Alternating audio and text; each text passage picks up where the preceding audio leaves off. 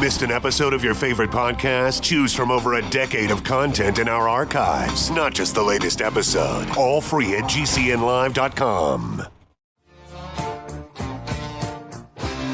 This is your call to action. Get prepared, America. Economy, survival, energy, disasters. This is USAPrepares.com. Informative radio, educational radio. Interact now by emailing instructor@USAPrepares.com or text at 434-390-7953. Class, please take your seats. Now, your instructor, Vincent Finelli. Everyone all set, cocked, locked? Your dial set correctly to USA Prepares. Thank you for being in class with us today. We're not going to take calls for the first part of the broadcast. First part of the broadcast is going to be with Sonny Skidmore. And Sonny Skidmore is a radio legend. Now, here's what I know. I know she is probably the most senior person on the radio today. The most senior, bar none. Now, she'll probably correct me if I'm wrong about that. But I don't know anyone else who is age 90 who's on the radio. And I don't know anyone else who has been on the radio for over 47 years. I don't know anyone. So she wins in both counts in my book. And I have been to her radio station. She is an owner of KLID Radio, which is an affiliate of GCN. So GCN signal goes out over her radio station in Poplar Bluff, Missouri. I've been there, and I've done a live remote broadcast from her radio station. What that means is I was there live, connected to GCN and her radio station simultaneously, and we broadcasted right from there.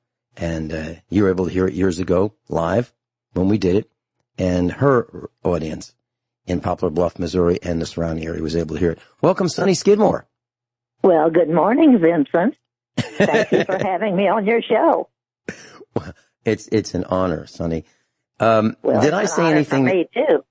Did I say anything that was incorrect about your experience? Well, probably not. There's been some. There was a lady in St. Louis. She was in her 80s. Mm-hmm. I just remember that.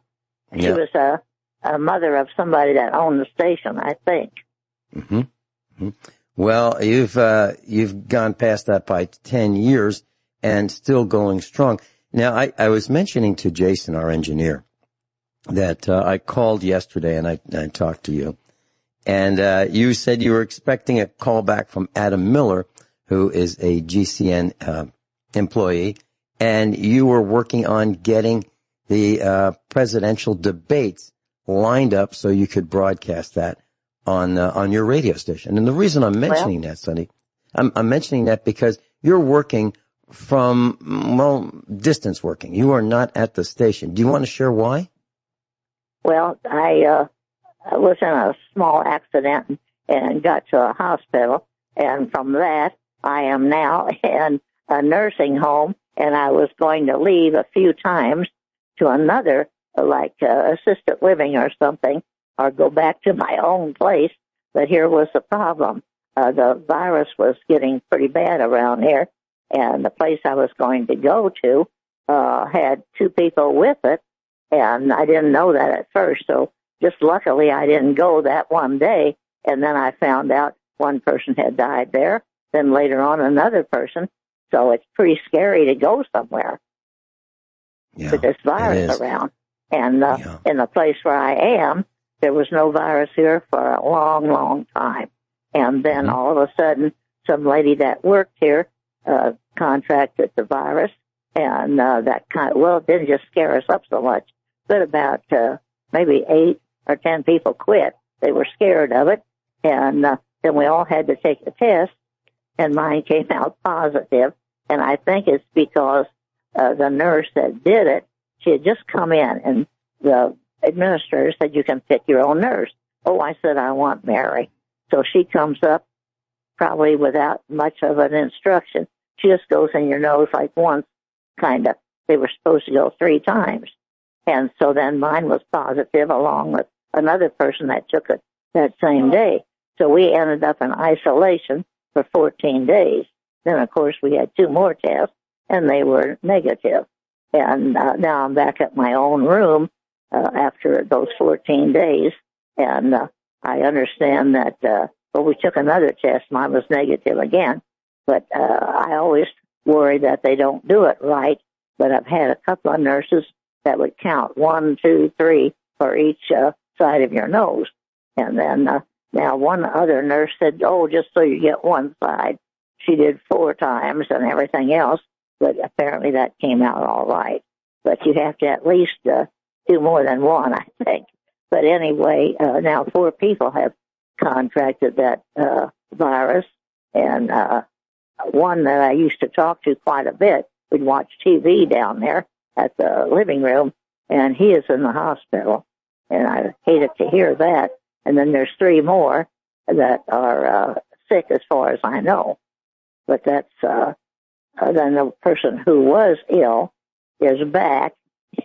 We all worried she came back too soon, but that's not my problem, I guess. But anyway, Vince. Well, in some ways, it is your problem. Yeah. Well, I guess in a way, because we have to pay big money to be here. And then I do know of some others that have passed away, and that's kind of scary. You know, in Chester, Illinois, I'm from Evansville, Illinois, north of Chester. The man who owned the Gilster Mary Lee, that they employ about 30 truckers because they make products there for cake mixes and pancakes and popcorn, many other things. And those 30 truck drivers, of course, were off for several weeks because the owner, he was a sponsor of a golf tournament, and he got the disease from that. And that was just the day before Trump said about not having, like, you have to be 6 feet apart, not being close to anyone. And that man did die. And his 2 sons also had it, but they got better. And now the place is finally open. But my nephew worked there, and he's halfway retired. So he doesn't go there. He works from home, and some others work from home. A lot of people are working from their own home these days. So that disease is kind of scary, and it has not let up in the state of Missouri yet. Illinois was really, before Missouri, they just had so much problems, and they still do. Where I went to high school in Redbud, Illinois.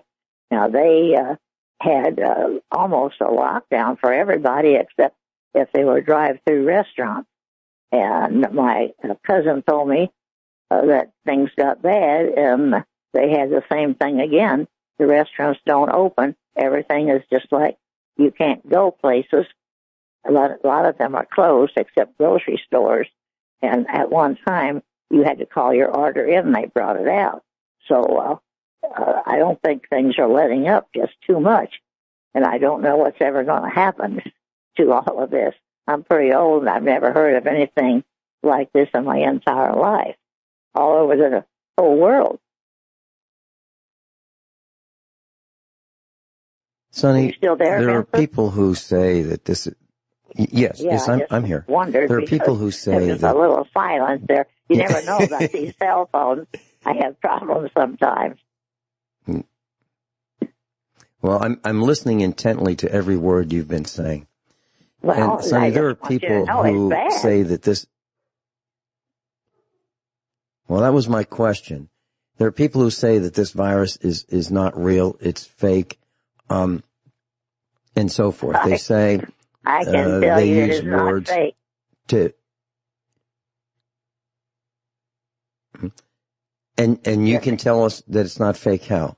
Sonny, I heard your stories, not. and I absolutely believe them. Well, you know about the man who owned the big trucking company in Chester, Illinois.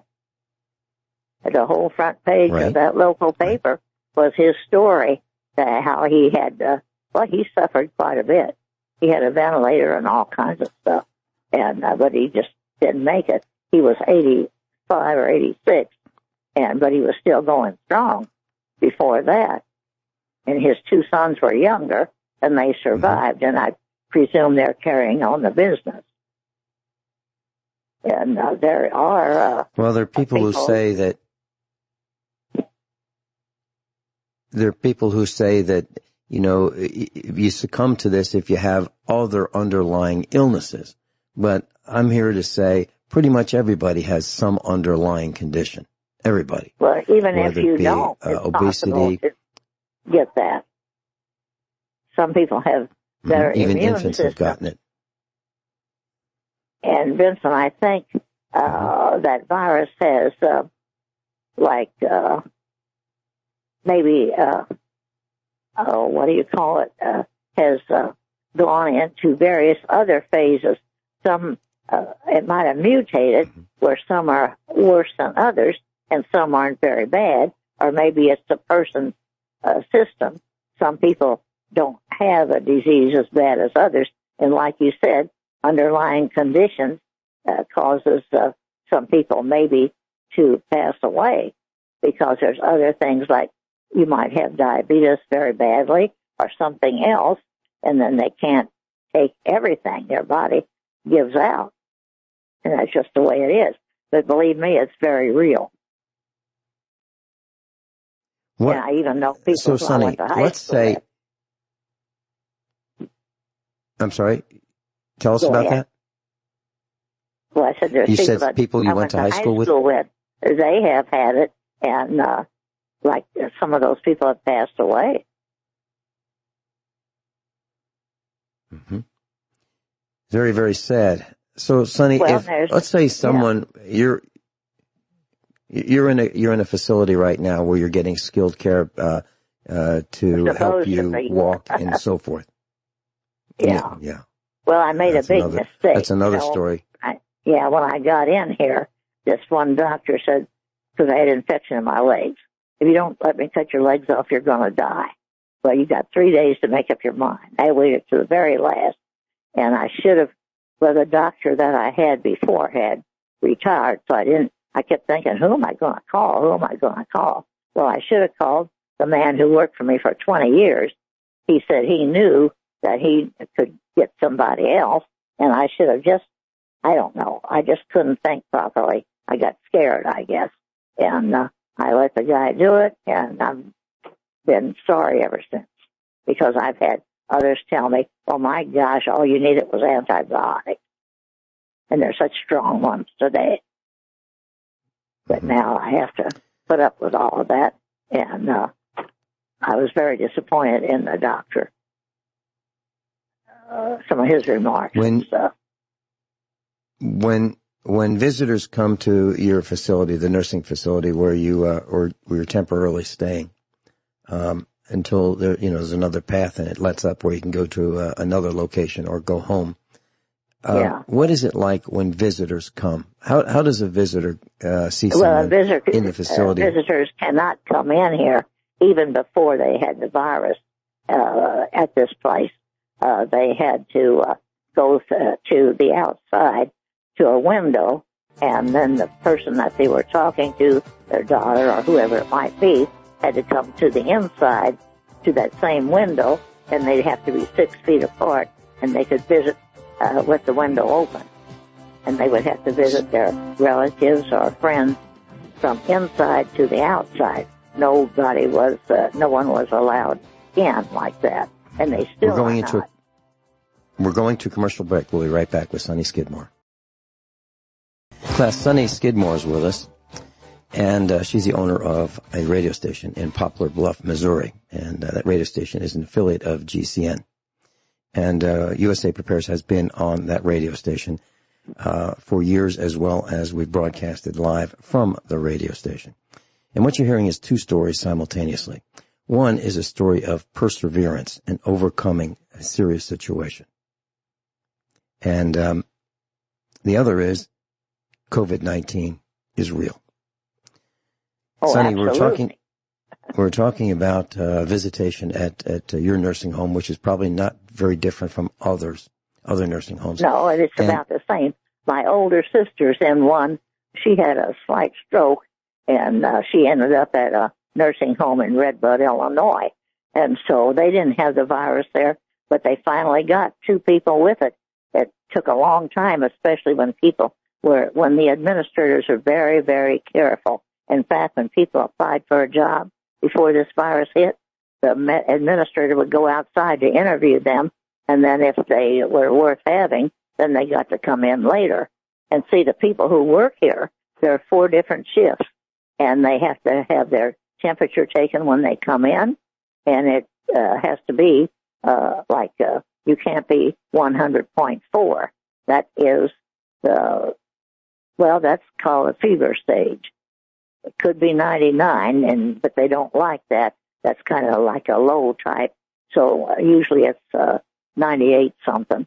98.6 is normal for most people, but your temperature can, vary a little bit from that. It could be early in the morning, maybe 97.8 or something, and then go to 98.4 or 98.7, and you're still okay because your temperature doesn't stay the same depending on the room temperature and all of that. So besides having their temperature taken, they also have their oxygen level.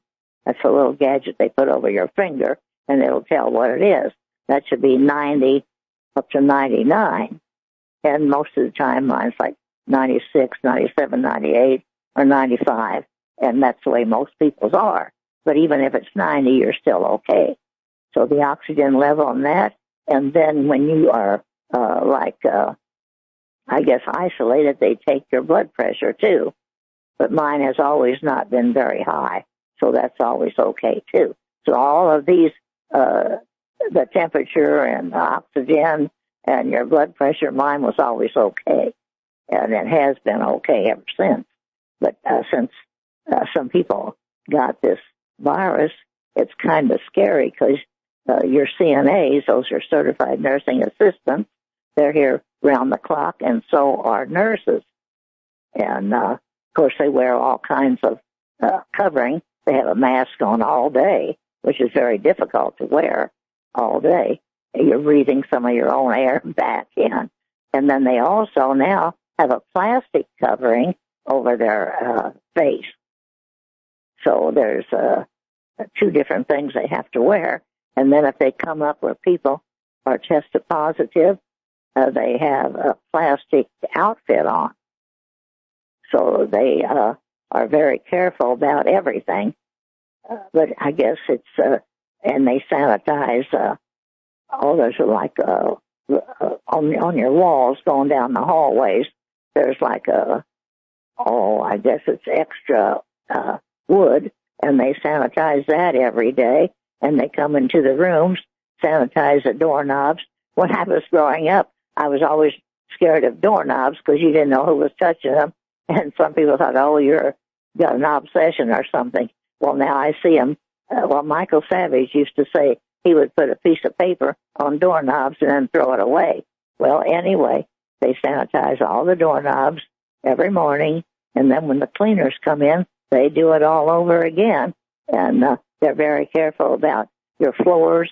They have certain sanitizing, I guess it's some kind of liquid they put on the floors, and they sanitize the tops of I got a private room by myself. Some people have a roommate. I just couldn't stand to look at all those curtains dividing those roommates. But anyway, most people have a roommate. But this has a sink in it and a closet and some little, everybody's got a little table and whatever else you might have in that room. Sonny, hold that thought. We're going into a break. We'll be right back with Sonny Skidmore. We're talking about COVID-19. Class, Sonny Skidmore's with us, and she's telling us about what it's like being in a nursing home right now. She's in Poplar Bluff, Missouri, and I know Sonny Skidmore. And Sonny, you were mentioning previously about, I believe you said your sister was in a nursing home, and it did not have COVID-19, and then it did. Now, the only way that can happen, yes. Well, it's see, the people who work at these places, they're allowed to go home at night. They don't stay here. And then, of course, they go to the grocery store and they go eat out sometimes. So they are, I guess, could pick it up somewhere. But I also might want to say that we used to go down to the dining room to eat. You could have breakfast, lunch, and dinner there. Now everybody has to eat in their own rooms. So it's kind of a lonely situation. So you're kind of glad to see the CNAs come in. And then, of course, there's activities, and those are all not exactly disappearing, but they're a lot less. Like we'll have bingo today about 2 o'clock, and they have to, instead of us going to the dining room to play bingo like we used to do, now the lady, there's an activities director, and she comes to each hall, and she'll have 2 games and passes out. You don't have those regular cards. They're printed cards, and they just throw them away. And then she'll call in the hallway. She'll go up and down. You can hear it anyway, though. Call the numbers out. And then the prizes are on Tuesdays today, $1 if you win. And I win pretty often. I can't understand why, because I don't pick my cards. I just take what they give me. And then there's another lady. She wins pretty often, too. But maybe we just get the right cards, I guess. Or maybe Providence is looking over us. And then, of course, there's a movie on Thursdays, which we don't have now. And then they used to have people come in. Most of the singers, I said, you ought to have some country music. People around here like that. And I knew some bands, and they were going to come here and just do it for free. Well, then we got the virus, and then that took that away. And they used to have some gospel singers come in 2 or 3 times a week, and they were very nice. And then on Sundays, they would have some churches come in, and they would do gospel. But all of that is now gone because of this virus. It's very limited whoever can come in here, and that's just the way it is. And I was telling about my sister. Now, see, I want to ask you a question, Vince. You know, they thought she was going to, the way her body was, she might be getting congestive heart failure. Well, she did. And didn't you say vitamin B1 would help against that? Well, that's a question for Norm Shuley, and I can certainly ask him about that. Well, I think you did when your mother had that. I remember hearing your show with Dr. Wallach, and you made him answer that, and he said it was B1. And if you look on the internet, everybody says you can't believe everything on the internet. But if you ask what helps congestive heart failure, the answer up there is B1. Now, I just wondered, should we my sister doesn't get into that kind of stuff unless she hears it from me, and my niece goes up there a lot, and I just wonder if I should tell my niece to ask her doctor if B1 wouldn't help. What do you think? Absolutely. And what I'll do on Monday with Dr. Shuley, I'll ask him that question so we can get it right from Dr. Shuley. And it was very interesting that you said, it's very interesting that you said, I made Dr. Wallach answer that question. What did you mean by I made him do that? Well, he didn't want to answer that, and he kept going around it. And you finally said to him, oh, you're on my show. Why can't you tell me what it is? And you sort of pressured him to do it, and then he did answer. But I used to think, well, he just doesn't want to tell everything. He wants people to buy the products.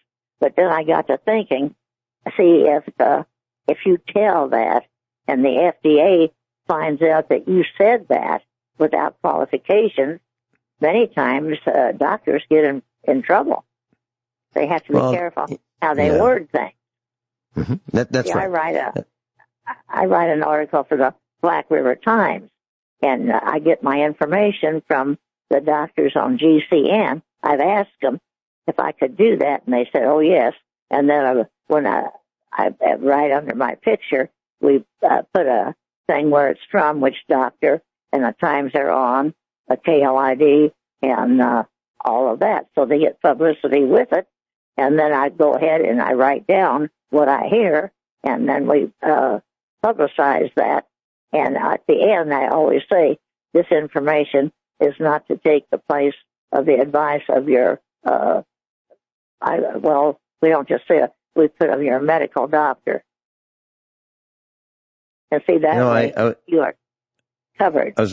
I was reading the Black River Times, and I saw a story about a calf by the name of Jake. You know anything about that? Yes, I got that information from you. Did you ever get that story? Yes, I read the story. You want to share that little story with our class today? Well, what was it?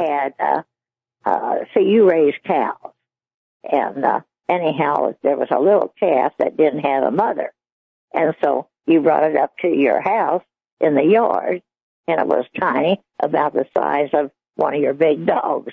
And then, of course, it grew and grew and grew, and you gave it a name, Jake, and you would call its name. It would come running.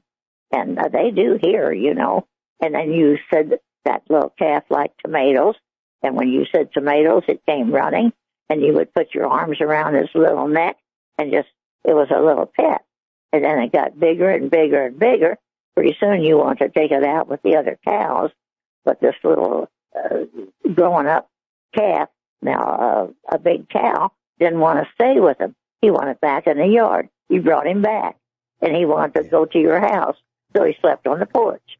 And then you didn't let him on your porch that was low. He climbed all the way up the stairs to the upstairs porch. Remember that?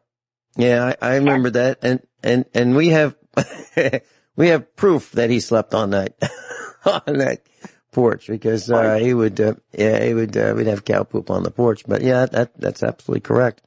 And what a great animal. So Sonny, you were talking about, that's a great story. Yeah. When you're talking about visitation at the nursing home, I just want to make sure that our class understands. Were you saying that if a visitor came, they'd go to a window, let's say the window of that person's bedroom, for example? No, or the person might have to go to the living room.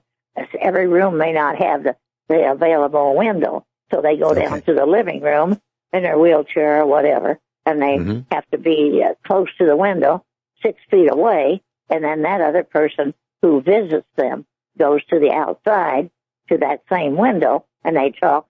The window's open, and they talk to each other there. That reminds me of how visitors, and that's the way it is, and where my sister is, because my niece goes up to the window too. See, when they are trying to avoid this virus, they have to be very careful so everybody doesn't come in. They're limited.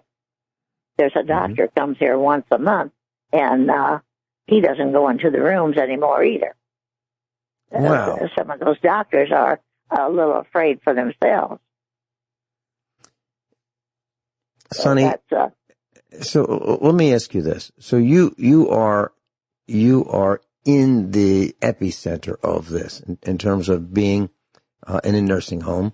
You have had your activities restricted because bingo is now like remote bingo.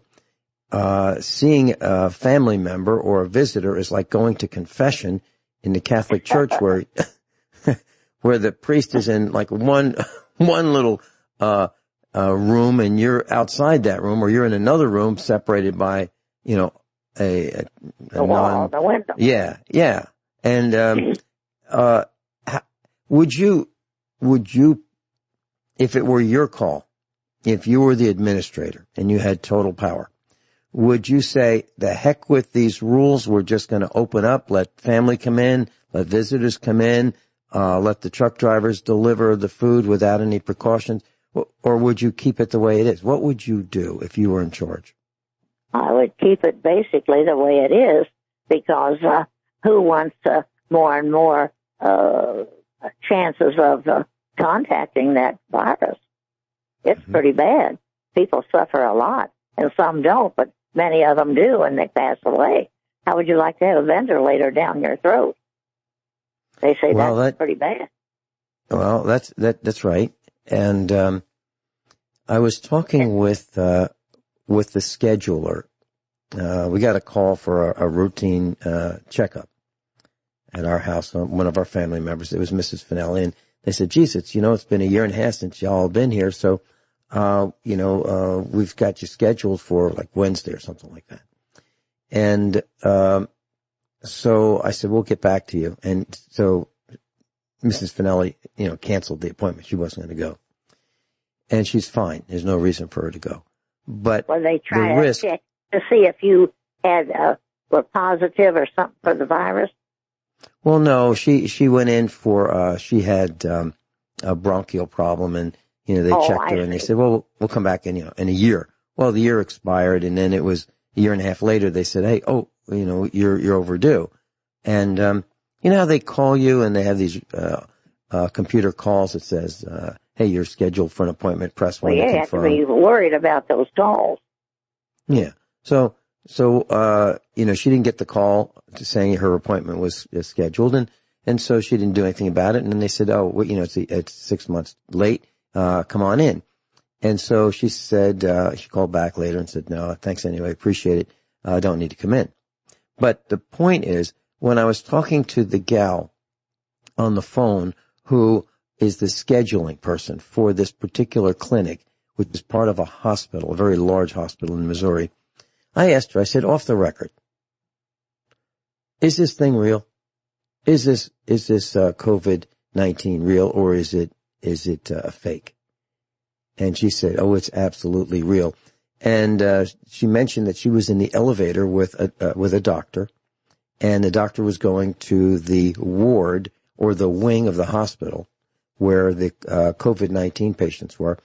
And he said to her that he tells his patients, look, you can either be careful and avoid contact, be very careful with what you do, use sanitation, all these things, all these precautions that we're talking about today, or you'll see me when I'm putting a ventilator down your throat. Pick one. That's what he said. He said it's absolutely real, it's devastating, and people are not taking it seriously. Some are. I am. You are. But not everybody's taking it seriously. Absolutely. If you know people that you went to high school with or that you knew personally and they are sick and they pass away, and you hear how terrible it's been with the ventilators and everything else. We'll be right back. Sonny Skidmore's with us, and we're talking about COVID-19 and what it's like living in the environment in a nursing home in the world of COVID-19. Sonny, do you have any words of advice for those who are listening to us? Let's say someone who is healthy, let's say a mother or a father or their children. And do you have any advice for them? And maybe they have grandparents that they'd like to see who are not in a nursing home. Any words of advice? Well, I think our government's doing a pretty good job with this, because basically if people stay home more, they will not be exposed to somebody that has it. And as soon as somebody that works here, they're pretty honest about being exposed to somebody. Like one of the girls, her son went to a funeral where the person was related to them and died with the virus. So she stayed home for 14 days and told the administrator, and that's what they want you to do. So if anybody's exposed to anybody in their presence or whatever, they stay home for the 14 days. And I think that's a good idea. And if people will stay home more, cook their own food more, and just don't take their people out like they used to. And, I know there's pros and cons about everything, no matter what happens. Some people don't think you need to wear a mask. Some people don't think you need to be 6 feet apart. I would do that as a precaution anyway, because it's in your own benefit to do that, and the benefit for your own family. But I want to qualify something. I said, we get $1 to play bingo. That's on Tuesday. On Friday, it's $2. Somebody might be listening to this and says, oh, I forgot about the $2. So on Friday, it's $2. But anyhow, there was something else I want to add to this. There's one area where the people have dementia or Alzheimer's. And, I never met those people before. And some of them are on these regular floors because they're not so bad. And as long as they try not to leave the place, try to get out the door or something, some of them stay up here anyway. And I used to think these people surely must feel bad all the time. But since I know some of them, I don't think so. When they tell their stories, which are not true, they believe that, and they're into that. And I don't think that they're unhappy when they believe what they're telling you. And I'm a little confused, Sonny. What do you mean? The people who are at the nursing home who have Alzheimer's tell stories that are not true, and they believe them? That's right. They believe their own stories. I think so, because there was one lady up here. She didn't have it real bad. See, when you first get that, the people around you can tell that you're not just, I guess, with the truth of everything. Okay, so you're saying that they spin some yarns and they actually believe their own yarns that they've spun. Maybe they embellish something that happened in the past. Is that what you're saying? And they believe it? And so they're happier because they've painted a picture of a happier time? Is that what you're saying? Did I lose Sonny? I think I lost Sonny Skidmore. Is that Jason? Did we lose her? Okay. I think we did. I think, Jason's going to call her right back. Class, what you've heard is firsthand experience from Sonny Skidmore. And I'll give you a little bit more detail. She's been on the air with us. She was involved in an automobile accident, and she was rushed to the hospital. And doctor advised her that they would have to amputate both of her legs. And they gave her 3 days to make the decision because the doctor told her that she would die if they didn't cut off her legs. And she was under extreme pressure. And finally she said, okay. And so she had the amputation, double amputation. She's in a wheelchair, and she is in a nursing home. And you're not hearing any whining from her. Very, very difficult situation. And she is managing her radio station from the nursing home. And she's 90 years old, 90.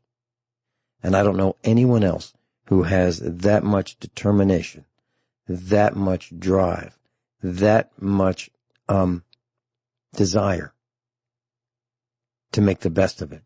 She is an inspiration to all of us. And that's Sonny Skidmore.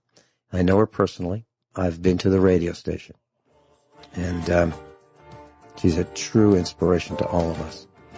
And I have a feeling that something happened with her cell phone. Maybe it ran out of battery.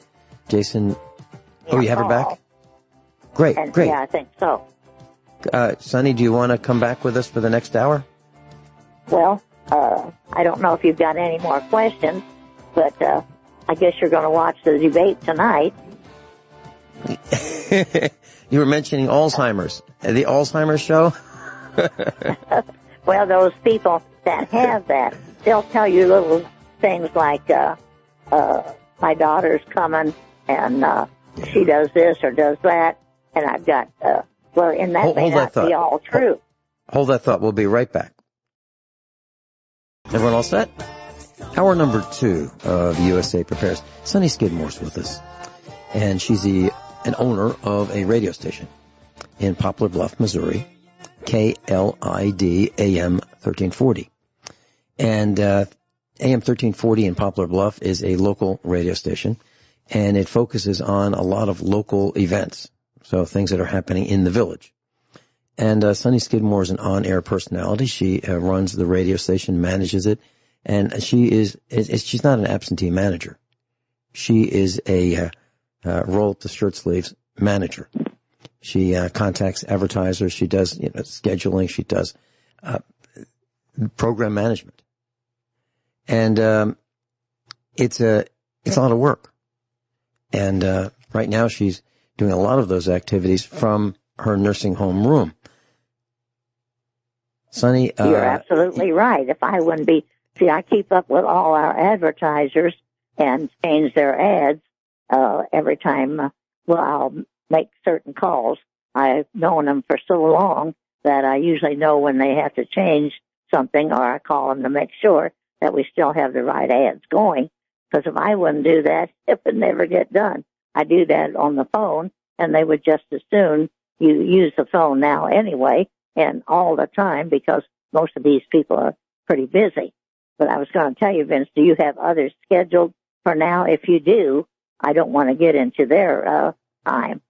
No, Sonny, I have made arrangements for you to have as much time of the 2 hours that you'd like, and I'm delighted to be broadcasting with you because, Sonny, you were saying things that frankly are not being said on the air. Your position and my position about COVID-19 are somewhat rare in the world of radio today. As a matter of fact, there are people who used to be my friends, and they've thrown me overboard because they think that what we believe is not true. They believe it's the coronavirus. I don't think you need those friends. Yeah. I said, I don't think you need those friends. You know, there's always pros and cons on everything that comes around. Mm-hmm. And see, just like, I don't know whether I should mention this or not, it's kind of related to politics, but they talk about what Trump had paid in taxes. So he says, it's not true. I will bring all my papers out after the audit gets done. Can you imagine? I know when we're audited, which is every once in a while, how long it takes. And this is very small compared to everything he's got. So you can imagine how long it must take. And I always say, well, the IRS is in charge. Whatever they charge you, you better pay or else. And if you're not happy with it, you have to go with them. And not only that, a lot of people who are not in business don't realize a lot of businesses look like they're very successful, but you don't know how much they borrowed from the bank. That doesn't come out. And just like Macy's department store, who would have thought they'd have financial problems? A lot of these people, if it wouldn't be for borrowed money, they would not have that business. Mm-hmm. Like we had to buy a brand new tower. Yeah, or Lord and Taylor, the clothier, over 100 years old. I mean, who would have ever thought that a premier clothier would be in financial ruins? And yeah, you're absolutely right. So I have, over your radio station, there have been many broadcasts that I've done about how to prepare by using tax deductions, meaning, okay, so you need that generator, you need some canned food, you need some supplies, for preparation, preparedness. Yeah. And I have said, all you have to do is start your business and create a blog and talk about how you're doing with your preparation, and those things that you buy now become part of the business, which are now tax deductible. Now, I said when I gave seminars in person, I mentioned that the title would be Preparing Through Tax Deductions / taking or paying the same taxes that Donald Trump pays. And what I meant by that is he or his people have read the tax code and they play by the rules, or at least we think they play by the rules. Well, yeah, if you don't, the IRS is going to go after you anyway. So you have to do what they say, and a big company like that will have auditors and managers and all that kind of stuff. And they are in charge of all of that. Now, there's one more thing I was going to bring up, too. With this dementia business, now they accuse the person running for president on the Democrat Party, Biden, of having some of that. Now, remember the time that Dr. Norm Shealy was on, and you asked him, could they give people some type of medicine or a drug that would pump them up for a while? And he said yes, even for 3 days. But when that wears off, they just fall apart. And now that's why Trump said he wanted some type of testing for drugs or some kind of thing for tonight. Well, see, I didn't realize that until Dr. Norm Shealy. You asked him that question, if you'll recall. a long time ago. Could they pump somebody up like Hillary Clinton? But, and he said, yeah, you can do it for 3 days, and then they fall apart. Well, I certainly didn't know that, but I guess that's possible. And there's so many things that are very complicated that we don't even know exist. Right. And I saw Hillary Clinton's performance the time that you're talking about, that I discussed that with Norm Shelia and Dr. Shelia on the air. Still, you remember that? Yeah, absolutely. She was at the top of her game. She was brilliant. And that's right. I saw that, and I thought, this is a miracle of modern medicine that I was witnessing, watching the video. And I asked him about that, and yes, he did say that. And by the way, you have a tremendous recall of some of the programming that we've done here at USA Prepares. Why is that? Well, people down here cannot believe, like, I don't write down the phone numbers because it's too much trouble. I don't have that paper at hand, so I put them in my brain. So I have about, I don't know, maybe 50 up there. So after I was in that isolation thing, the therapist came and said, oh, how's your memory? I said, can you remember 50 phone numbers? And people are amazed at this memory. But I've always had that, because when I went to school, I didn't like to take books home, and I didn't like to carry messages any place I worked. So I just thought, I'll just remember it, and I don't have to carry papers with me. So it was easier doing that. And I still got that memory. Yes, so you do. And it's interesting, because today children and adults carry a tool with them rather than paper. They carry their phone with them, and they've got all that information in their phone. But if they don't have the phone, they are absolutely positively lost. And they literally well, you know what I think it is? They can't find it. See, I grew up, we didn't know it, like Michael Savage said, they were poor and didn't know it. I guess we were too, because I remember the 1930s, the Great Depression, and we lived on a small farm, and you had to eat out of your garden, and the animals, you had chickens, ducks, and turkeys, and pigs, and all of that. And things were really bad back then. If you raised hogs, now see, you raise cattle, so you know what it is to raise animals. And that pig, back in the 1930s, early 30s, would bring, I believe it was something like 3 cents a pound. And so farmers didn't have trucks. So there were people around the area that were truck drivers, and that's how they made a living.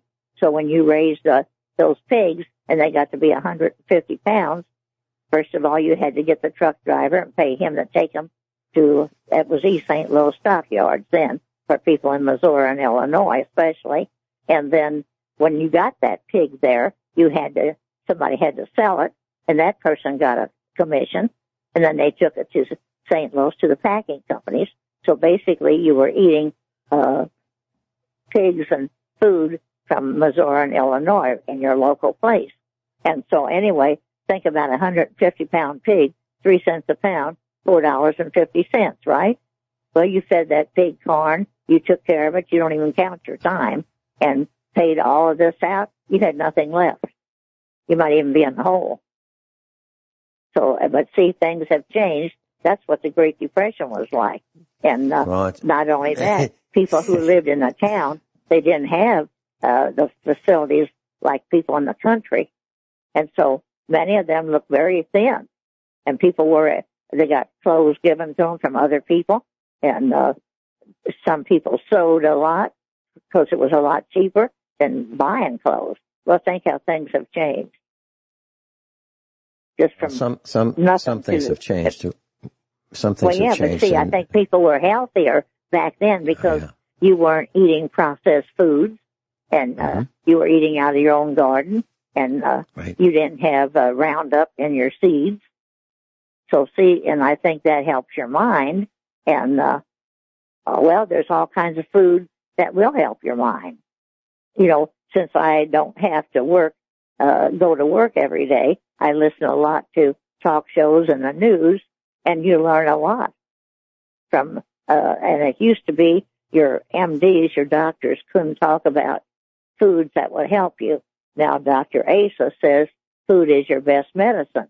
In the old days, a doctor would never say that. But now they have training in other fields, and I guess they're allowed to say that. You know, like Dr. Cass Ingram. Have you heard of him? Oh, yes, sure. Well, you know, he's got that thing. He said it's called wild oil of oregano, P73. Mm-hmm. Right. And he gave, that's for flus and colds and for your immune system. Well, I had a bad cold once, and I got it at the Beehive here, and in no time that cold was gone. And then the gentleman that works, go ahead. Dr. Ingram has been on the air with us here at USA Prepares, and he's been to our expo, and I've met him. Absolutely. And we have oil of oregano here at the farm. Well, he's the one said, get a wild oil of oregano, it's NOL on the end, P73. He gave that to a woman, I'm just repeating what he said, in Illinois that was on a respirator with his COVID-19.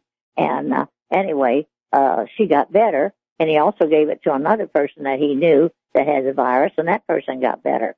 So he didn't say it's going to do the job, but he told those stories and I couldn't listen to everything that day because it was on a show on Sundays, and I had to go to the cafeteria, so I didn't hear all the rest of it, but I remember those two things that he told, and so he didn't say it's going to do the job. He just said this is what he used, and it did work. So see, if people are listening, they might want to get that for themselves. Who knows? Yeah. Well, Sonny, when we come back from this break, I'd love to hear, how do you select? You're in charge at your radio station of selecting the programming. What is the thought process? What do you look for when you choose the programming that's going to go out over your transmitter and antenna to the surrounding area in Poplar Bluff, Missouri? We'll be right back. Class, I'm delighted to be broadcasting with Sonny Skidmore here at USA Prepares. Sonny Skidmore's a legend in radio. And so I've got a couple questions about radio for her. One is programming. Sonny, you make the decisions as to what programming goes out over KLID AM 1340 Poplar Bluff. And you've got local programming. You're on the air. What goes into the decisions? What do you look for? Well, it's kind of like this. When I started in radio, I was a teacher, and I went to Texas on a vacation and got into radio by accident. And I thought, well, after this summer, I'm leaving. Well, things changed, and I just won't go into everything. You know, I was probably the first rock and roll lady disc jockey, and if I went on a remote broadcast, I could not believe it. People were lined up to see me, and I thought, well, that's just the way it is. But the boss of the station knew better, and so every time I'd leave for a vacation, he'd say, you get a raise when you get back. And there was a reason, I guess, for that, and being a lady on the radio as a DJ was probably unusual, and I was even on national television and had an offer to do a TV show, but my sister had a sewing center, and those sewing machines, they were very heavy. I used to deliver those, and I got a hernia. So after passing a whole bunch of tests for that job, then I finally just had to give it up because I didn't want to be operated on. But I kept my radio job. You could just sit down there for several hours. So that's a little story there. And then I learned the programming when I was in Canton, Ohio. I worked at the Big Rocker. And one time I did work at a country station that was right before the Big Rocker. But I knew more about country music because my dad would listen to the Grand Ole Opry when I was a kid. So I knew a lot about that. But I had to do rock and roll all the time. And I learned that rock and roll in a hurry. So anyway, the program director at the Big Rocker knew a lot about it, and I learned a lot from him. And from there, I went to another radio station and became the program director. And in the old days, you would have 45, that's those records to play. So there was a Billboard magazine, and the top 40 was in that. So that was what most program directors went by. The top 10 would, you'd have A, B, C, and D in that box. The top 10 would be the ones that were the biggest hits. They were played more often. Then you had V, and those would be things records coming up, songs coming up. And then you'd have C, those going down and coming up. And then you had D for me, and I kind of devised that myself. They were songs that they were hits, but they weren't on the top 40 or something, and they were kind of crossovers, half country and half rock. And a lot of people that didn't like rock and roll, they would listen in because you had enough of them to keep their attention. Then, of course, you'd have local and regional news, and that was when the FMs came in, they were music. So the AMs were no longer the big shots they used to be. So you had to do things to attract listeners. So if you had local and regional news and weather every so often, and if something was coming up like a hurricane or big rains, you could do a complete weather and tell just about where it was and how soon it would be there, and if you had a flood or something like that. So you did a lot of local stuff. And if there was a fire, you would have some kind of a siren go off, and you'd tell where it was, and you had local people on, so that would keep them listening to AMs. But then finally your FMs was just doing everything. But now, you may not believe this, Vincent, but AMs are coming back. And here's why. If you want music, you can get it on your phone, you can get it on the internet, the computer, and almost any place. If you want to hear a song, these, I don't know if you know about these smartphones, but you can tell which one you want, it'll come right up. You can ask these phones a question, they will have an answer. Like I forgot or didn't try to remember the number for GCN, because I didn't have any reason to call it until just the other day. And I called information, they didn't have it. They said, no, they don't have one anymore. So then I asked the CNA, she asked her phone, and do you know the phone brought that phone number up?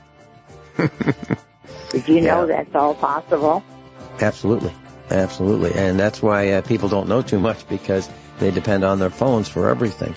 We'll be right back with Sonny Skidmore, and I'd like to talk a little bit more about programming.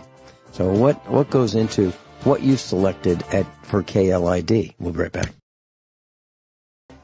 Sonny Skidmore's with us, and we're talking about radio programming. Sonny, how important is content? How do you choose the programs that run on KLID radio, AM 1340, Poplar Bluff, Missouri?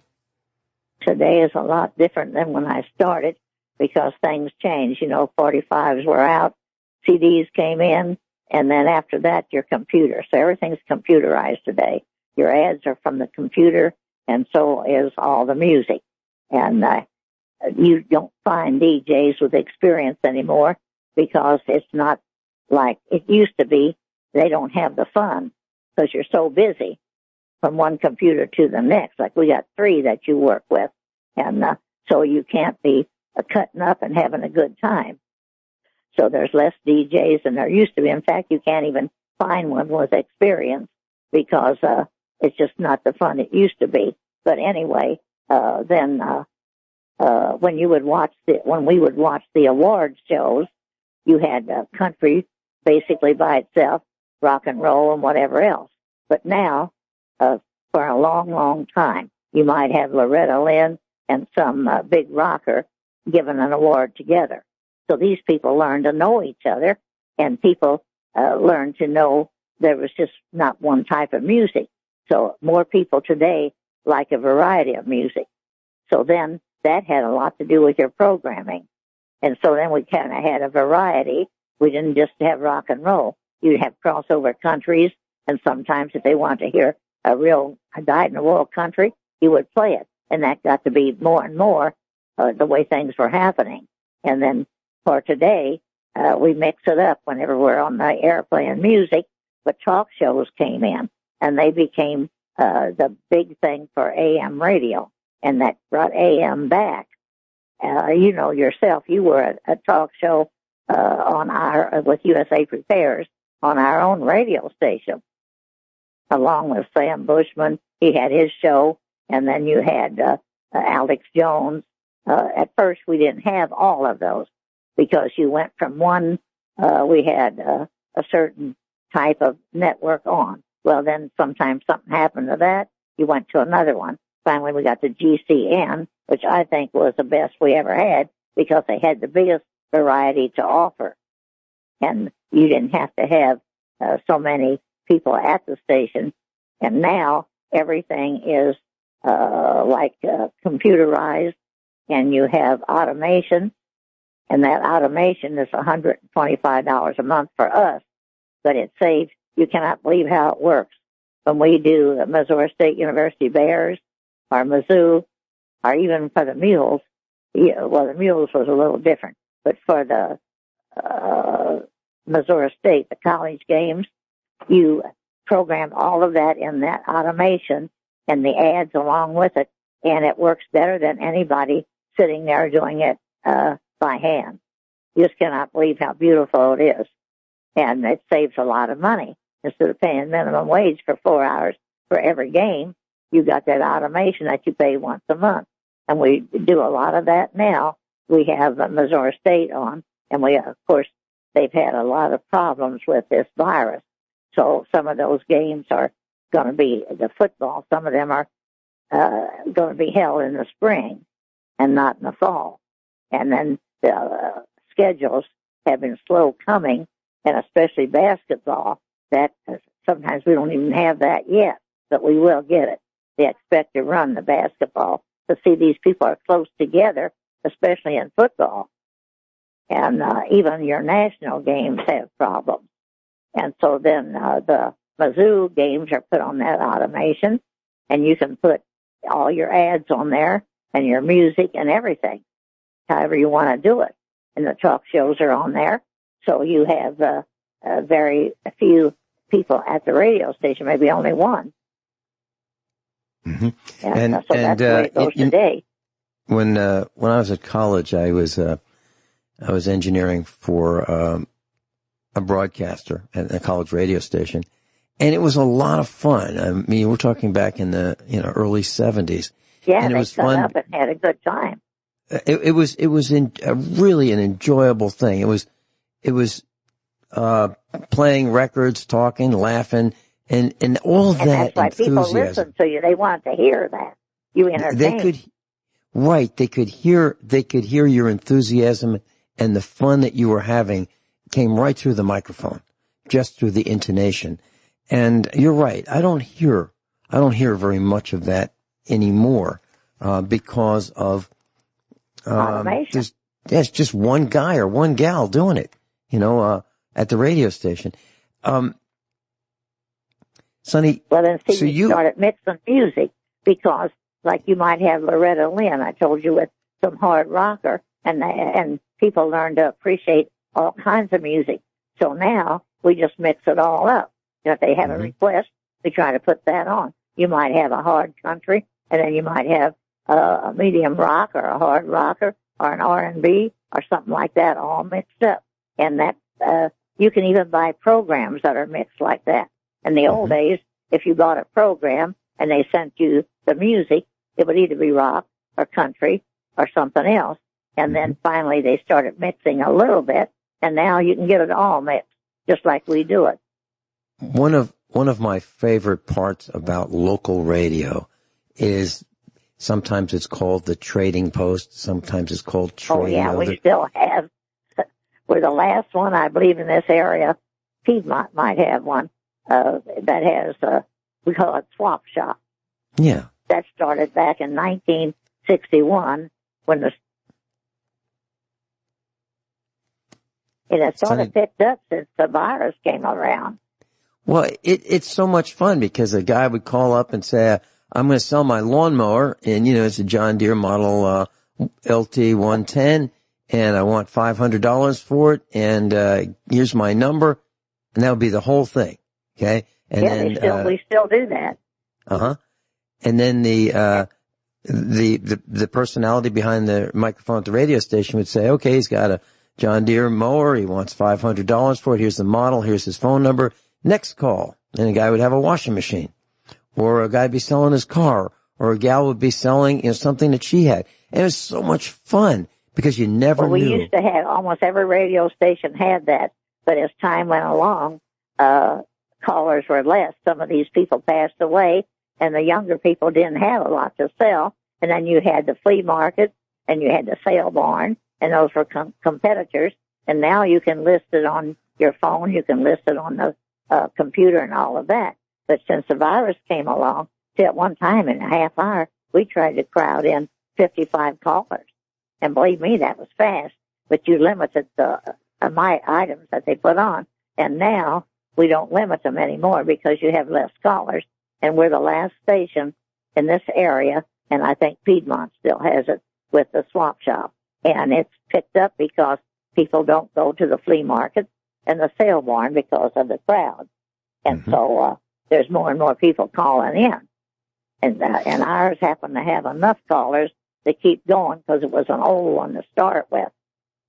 And some people thought that music or something else would be better, but we still get enough callers to keep it going. And every so often somebody will call me and say, we appreciate that program, don't give it up. And they'll even tell that on the air. All right. Well, So since you get accolades, do you also get complaints from people who listen and call into the station and say, hey, here's what I don't like. Do you get that? Hardly ever that I know of. And I think they'd certainly call for, I have a partner, Chris Browning. I think they'd call one of us to tell us. But most of the time we get compliments on it. Like, you know, we like these talk shows and all of that kind of thing. And just, let's see. Oh, we had Jim and Trish Fijo on. Remember them? Yes. Well, they had this thing. They didn't say it cures cancer, but they said this is what we would use. And I did have a complaint about that one time. Some guy called and said, I don't see how a good radio station like this can put that on. He said, my wife has cancer, and she's going to the doctor, and she's doing good. It's been a long time ago, so I can tell this. And then we didn't stop it or anything. But see, he had a complaint about the products that they were using. But I always thought to myself, we used it for my mom, and she died at 95, not from cancer or anything. But those products were blocked. I don't know if you know that or not. Yes. They were on the air, and FDA and everybody came. And they broadcast in the parking lot on their cell phones. And those people that came there took all their records and the computers and everything. They even got in a granddaughter's room and took her stuff, thinking it was related. So they wanted Jim and Trish to write to every client that the only way to cure cancer was by radiation and chemotherapy. And they said they never believed it, and they wouldn't do it.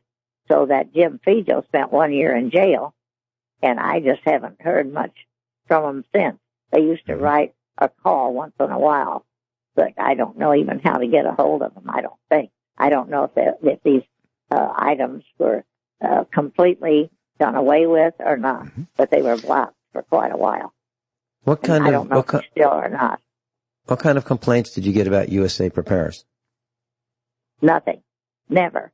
Our talk shows got compliments because we had a good variety. See, yours was different.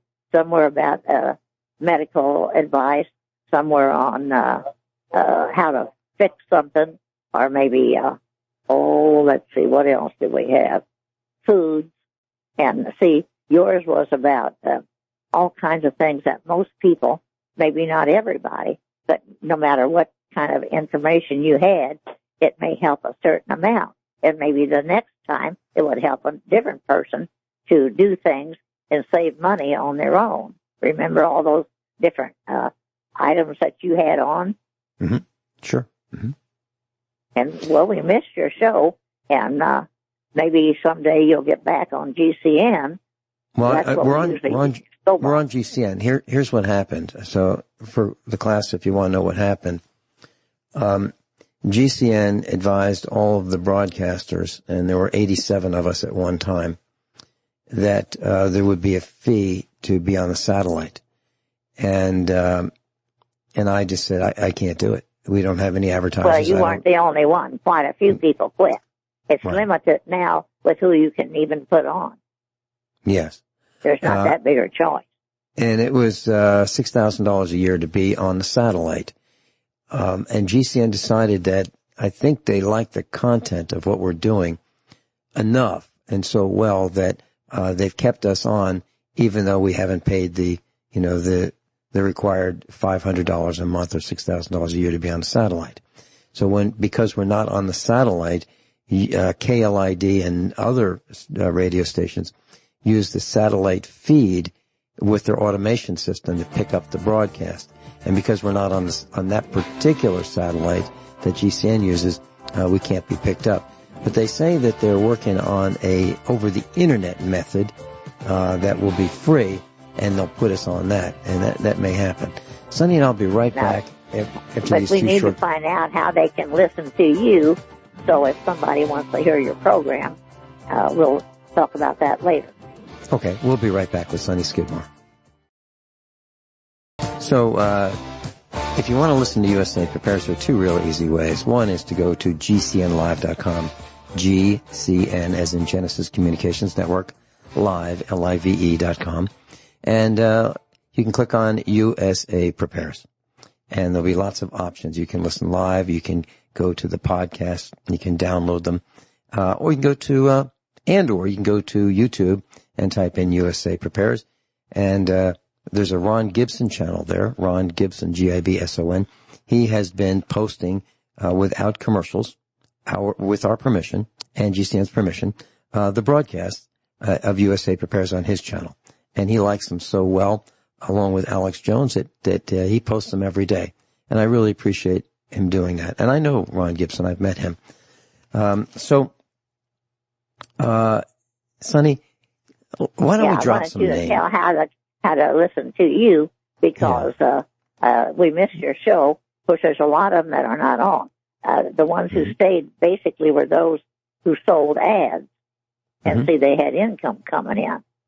And otherwise, we lost a lot of good people.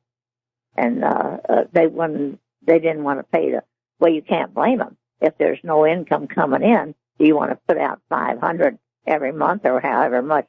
Maybe somewhere higher than that. I don't know. Yeah. But those who stayed are basically those who sold ads.